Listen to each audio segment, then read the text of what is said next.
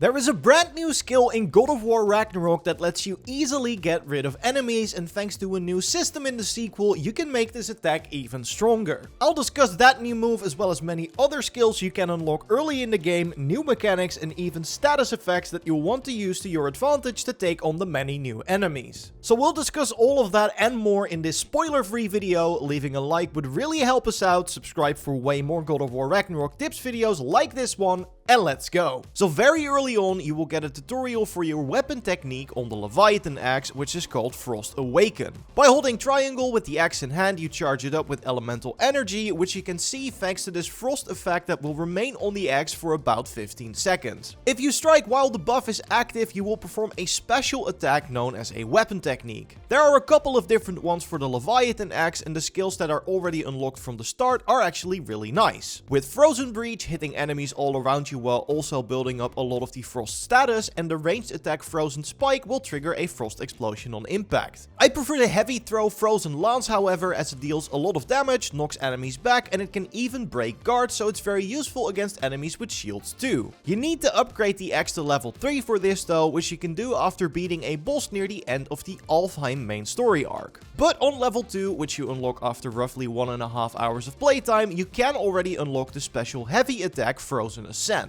This one is also really great as it launches enemies into the air, allowing you to keep juggling them with a follow-up combo. My favorite being switching to the blades and then slamming the enemy back to the ground. Another thing to note here is that there are some attacks that do not trigger Frost Awaken, like the death from above attacks that are also new in Ragnarok. Which means that you can charge up your axe, leap down with a slam on an enemy, and then follow up with one of these very powerful weapon techniques. All these attacks of course build up a lot of the frost status on your target, which is already useful because it slows them down a lot, but you can also use it to increase your own damage. The way to do this is by picking up the new Vaporize Frost skill for the Blades of Chaos, which will let them deal more damage against frozen enemies. Which is really noticeable, and you have to be quick of course because enemies don't stay frozen forever. But the nice thing is that it also works the other way around, as you can unlock the Extinguish Flame skill for the Leviathan axe, which, as you probably expected by now, raises that weapon's damage against targets that are on fire. So ignite a target with the blades, switch to your axe to make use of your bonus damage, and then as soon as the fire effect runs out, freeze the enemy with the axe and then switch back to the blades, which will now also deal increased damage because the target is frozen. Especially during boss fights, you can really use this to take them down quickly, and constantly switching between your two weapons also makes combat a lot more enjoyable. And these skills are really cheap, so there's really no reason not to get them. And an easy way to burn enemies to set up for this style of play is with the Whiplash weapon technique for the blades. It's really powerful, although the charging mechanic works a bit different from the axe here. Instead of holding the triangle button, you need to tap it repeatedly to build up power until you see the flames rise up from Kratos, which shows that you're at max charge. Then you can either unleash a trail of fire across the ground with Scorched Sweep, or after upgrading the blades once, you can unlock a heavy explosion with Scorched Earth. Now, I mostly use the sweep attack as you can hit enemies from pretty far, but both moves work great for applying the fire status on your enemies. No charged ranged attacks for the blades unfortunately, but one thing this variant has over the axe is that you can trigger the attack before you fully charge it up. If you press R1 or R2 while the blades are still spinning, but before you hit full charge, you will perform a weaker variant of the signature moves. Scorched Sweep will not leave a trail of fire, and Scorched Earth no longer has a follow-up explosion, but you can pull these attacks off much faster than you can with the Leviathan axe, as Frost Awaken always requires a full charge. Final note on these is that I found that both skills are excellent at staggering enemies, so they're great tools to counter an opponent that is charging towards you.